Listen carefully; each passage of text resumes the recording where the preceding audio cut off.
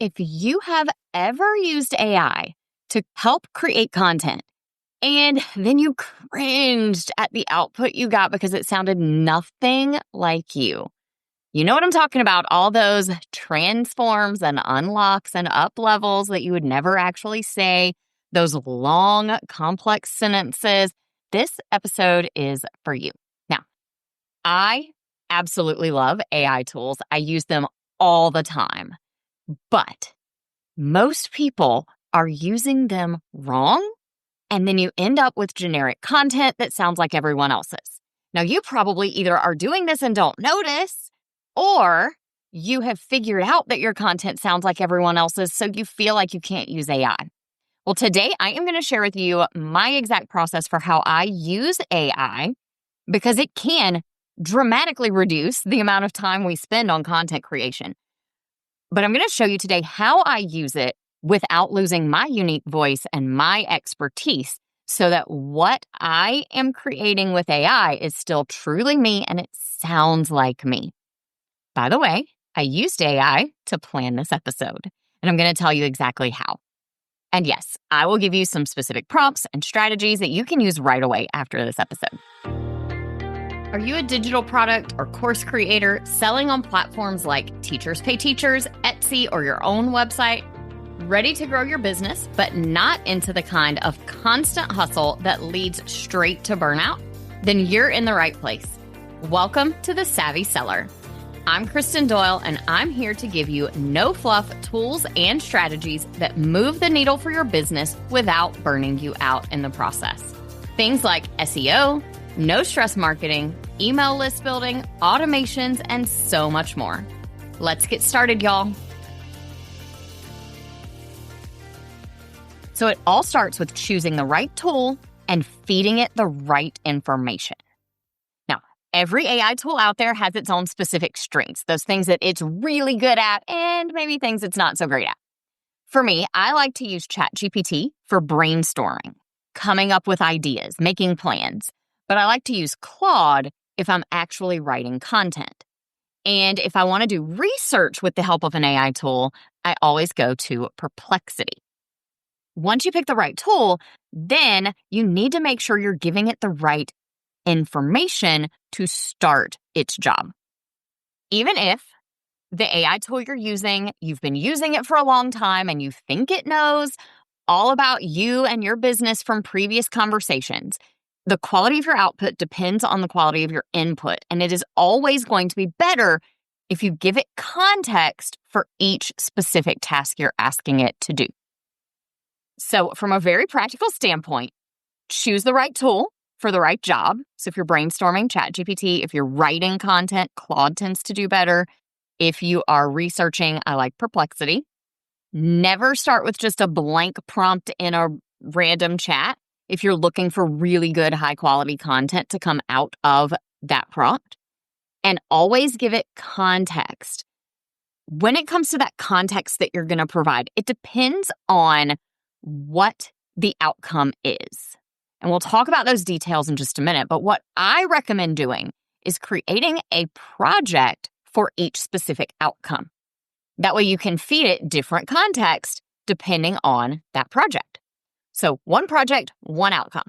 Not a generic project that knows all about my business that can create anything and everything for me. Now, to be fair, I do have one like that I use for super general brainstorming and things like that. But if I am using an AI tool to outline podcast episodes or draft blog posts or write emails, each of those gets its own separate project. So one project, one task. And then when it comes to getting that project started, feed that project some information in the form of project knowledge documents.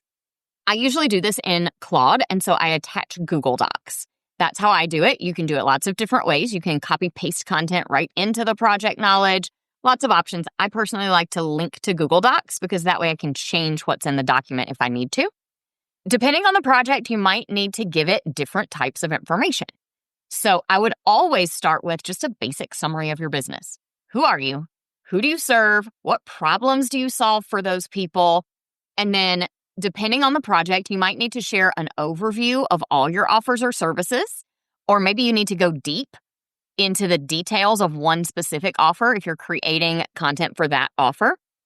And then I absolutely always include detailed information about who my target audience is, really digging into their pain points, their struggles, those things that I can help with, as well as a brand voice guide.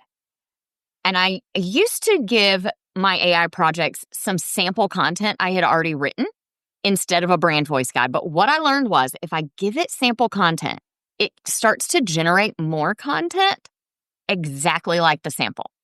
And that maybe sounds good because it did make it sound like me, but it also made it sound super repetitive. It would use the same phrase at the beginning every single time, the same phrases at the end every time. And it just wasn't feeling natural because I wouldn't naturally repeat such a formula.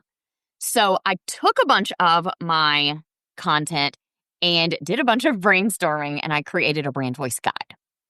Good news for you. I will share at the end of this episode how you can get your own brand voice guide without having to do all the work that I did.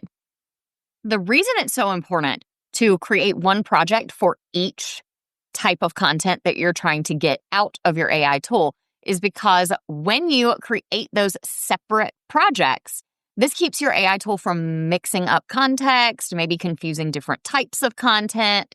I know if you have ever dropped a prompt in to ChatGPT and asked it to write you an Instagram post, it might have given you something super long and wordy. And when you come back and say, this really sounds like a blog post, not an Instagram post, it says, oh yeah, sorry, my bad.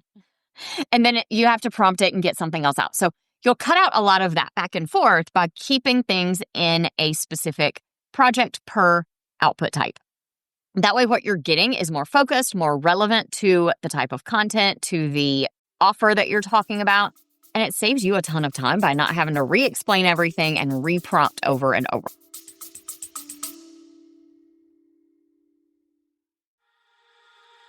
Hey, can I ask you something? Do you ever feel like you need to be doing all the things to grow your digital product business? Like you should be creating more products and working on your website and blogging and setting up funnels and coming up with marketing plans. It's exhausting, right? Here's the thing. Yes, all those pieces are important and they do work together, but you do not need to tackle them all at once. In fact, you won't get anywhere with funnels if your offers aren't ready to sell yet. And there's no point in driving traffic to a website that doesn't convert visitors into buyers. So, where should you actually focus right now? I created the Savvy Seller Quiz to help you figure it out. Just answer 13 quick multiple choice questions and I'll tell you exactly what you need to be focused on to actually move your business forward. No more spinning your wheels and wondering what to work on next. Just go to savvyquiz.com, that's SAVVY quiz.com, to get some clarity on your next steps to grow your business.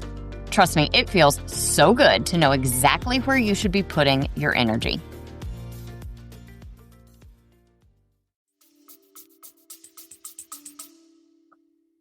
Now, let's talk about how to get those AI tools to use your actual voice.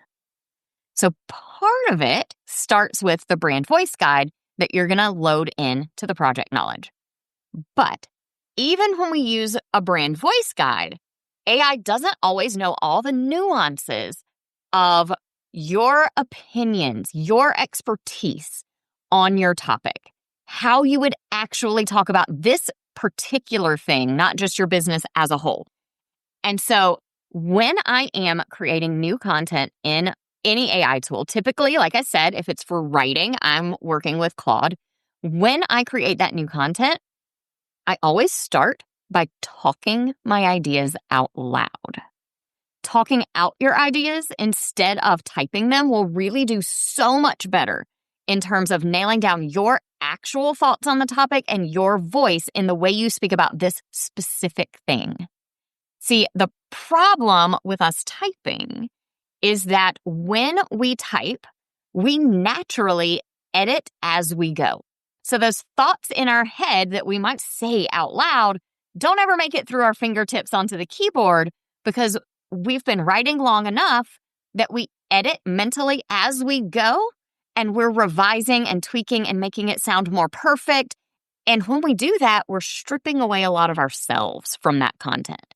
So what I recommend you do, and what I always do, is I use the microphone button on my Claude app, or I will use the voice dictation shortcuts on my computer, and I will just share my own unfiltered, raw, messy thoughts about this content. When I'm prompting, I usually will say something like, write a blog post for my target audience about this topic. And here are my personal thoughts. And then I'll just start this voice recording of whatever my thoughts are. It doesn't need to be perfect. It doesn't need to be organized. Just that flow of content that comes to your brain as you are talking. And then what you do from there is you let that AI tool create this content based on what you really believe, not what it thinks you should believe or what most people typically believe. It will create that content based on exactly what you believe. And it will take those messy thoughts and organize them into a structure that makes sense. I know a lot of times when I'm doing this, I will get halfway through a 5-minute voice message about whatever my topic is, and I'll remember something I really should have said at the very beginning. Just say it, because the AI will figure it out and they'll restructure it and put it in an order that makes sense. In fact, this is exactly how I create the outlines for my podcast episodes. I decide on a topic, and then I just voice record unfiltered thoughts. Just everything I think about this topic. Sometimes those voice memos are as long as the episode ends up being. They are messy. They are raw. They are not polished and put together. They probably wouldn't make sense to anyone but me because I ramble. But I feed that into my AI tool, and it takes those thoughts and it puts out an outline that helps me figure out, okay, start with this concept first. Here's the bullet points that you said about those. And I have it even give me quotes, remind me of exactly my words. And then move to this next topic, and here's some bullet points, and the next topic, and here's some points to make.